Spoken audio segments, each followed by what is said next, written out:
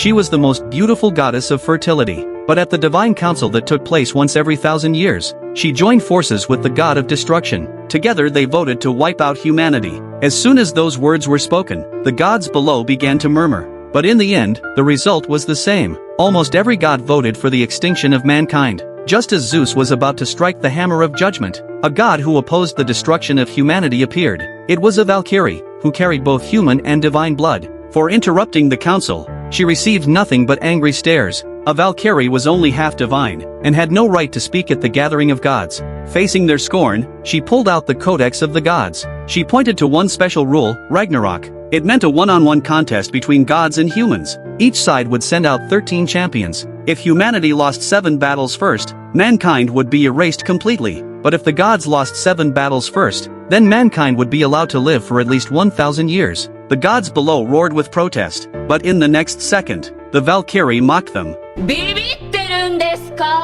Her taunts cut deep, and the gods could not hold back their rage. Zeus, however, rose to his feet with excitement. He understood their feelings well. If mankind dared to challenge the honor of the gods, then they would taste divine wrath, and never forget it. With the fall of the judgment hammer, the gods all cheered, but none of them knew that this was exactly the Valkyrie's plan. She had already chosen the first human fighter. Soon the day of battle arrived. Under the eyes of countless gods, the first champion stepped forward for the divine side. It was none other than the greatest warrior of Norse myth, Thor, the thunder god who commanded 100,000 bolts of lightning. In only a moment, the crowd erupted in cheers, as if the result had already been decided. But the Valkyrie stayed calm, for her chosen human was the fiercest warrior to ever walk the battlefield. At her words, the sound of drums and gongs rose from the arena gates. A war horse, stained with blood, charged forward. On its back sat a man. It was the greatest general of the Three Kingdoms era, the man whose every strike drew true blood, the fearsome warrior Lubu.